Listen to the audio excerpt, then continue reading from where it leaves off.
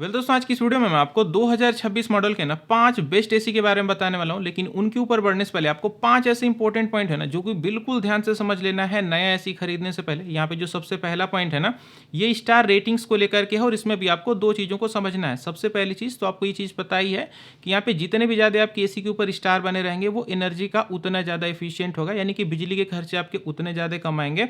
तो यहाँ पे आपको कोशिश कर लेना है कि मिनिमम 3 स्टार का तो आपको एसी ले ही लेना है, उससे नीचे का स्टार मत लीजिएगा। 1 या फिर 2 स्टार लेने से थोड़ा सा आपको अवॉइड करना है, क्योंकि बहुत ज़्यादा फिर आपका बिजली का बिल आना शुरू हो जाएगा। अगर पॉसिबल हो पाए तो 5 स्टार का तो जरूर से ले लीजिएगा। एक इसी में जरूरी चीज़ यहाँ पे आपको कोशिश ये करनी है कि 2026 मॉडल के ही एनर्जी रेटिंग्स वाले एसी को आपको खरीदना है, क्योंकि जो लेटेस्ट एनर्जी रेटिंग्स आई हैं 10% मोर एफिशिएंट है 2026 मॉडल की। कहने का मतलब सीधा इतना है कि अगर मान लीजिए कि आपने एक सैमसंग का ही 5 स्टार वाला एसी खरीद लिया 2025 मॉडल के रेटिंग के वाला, और यहाँ पे अगर मान लीजिए आपने 2026 मॉडल का ही सेम स्पेसिफिकेशन का 5 स्टार का ही सैमसंग का एसी खरीदा 2026 का जो कि है, तो ये एनर्जी का 10% ज़्यादा एफिशिएंट है। हालांकि प्राइसिंग 2026 मॉडल की 2 से 3 हज़ार ज़्यादा है, लेकिन आपका बिजली का बिल काफ़ी ज़्यादा बचा देगा। अगर 2025 वाला पूरे एक साल में 1000 का बिल ले रहा है, तो यहीं पे 2026 मॉडल का सेम एसी आपका 900 का ही बिल गिराएगा। तो मेक श्योर करके इस चीज़ का ध्यान दीजिएगा।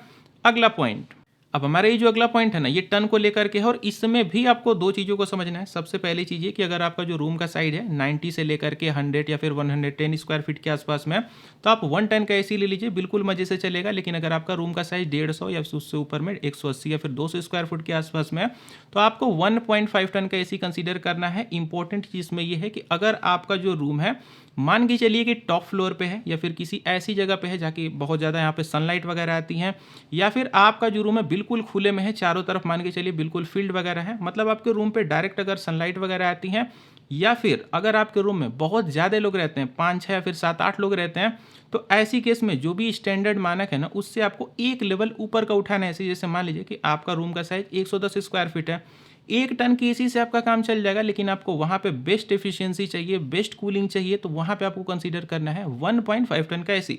उम्मीद है इस चीज़ को आप समझ गए होंगे। और इसी में एक और चीज़ का आपको ध्यान फिर से रख लेना है, ये बोनस टिप है। यहाँ पे जो एसी है ना वो कन्वर्टिबल टाइप के आते हैं, यानी कि आप अपने एसी को अगर मान के चलिए आपने 1.5 टन का एसी खरीद लिया, तो उसको अगर मान के चलिए आप रूम में अपने अकेले ही हैं, तो उसको 1.5 टन पे क्यों चलाना, आप उसको चाहे तो कन्वर्ट करके 80% इफिशियंसी 60% इफिशियंसी के साथ चला सकते हैं। तो जो आपका 1.5 टन का एसी है ना वो 1 टन के बराबर काम करेगा, आधा टन के बराबर भी चल जाएगा। तो आपको कन्वर्टिबल एसी को भी यहाँ पे कंसीडर करना है। एसी में डिफरेंट डिफरेंट टाइप के मोड होते हैं, जब आप वीडियो का डिस्क्रिप्शन चेक करेंगे ये सारी चीज़ आपको समझ में आएगी। जंप करते हैं अगले पॉइंट की तरफ में। अब हमारे जो अगला पॉइंट है ना, इसको मैक्सिमम लोग यहाँ पे इग्नोर कर देते हैं, क्योंकि बात यहाँ पे जब एसी की होती है ना तो स्टेबलाइजर को लोग भूल जाते हैं, और या फिर गलती कर देते हैं कि मार्केट से जाकर के कोई भी स्टेबलाइजर खरीद लेते हैं।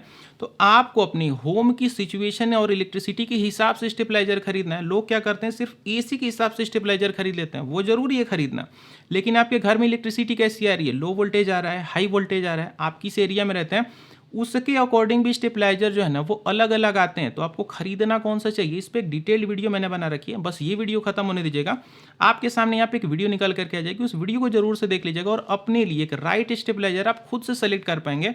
अब हमारे जो अगला पॉइंट है ना, ये बिल्कुल लास्ट पॉइंट है, इसमें मैं आपको 2 चीज़ों को कवर करने वाला हूँ, और ये वीडियो खत्म होने के बाद आपकी स्टेबलाइजर वाली वीडियो भी थोड़ी देर में निकल करके आ जाएगी।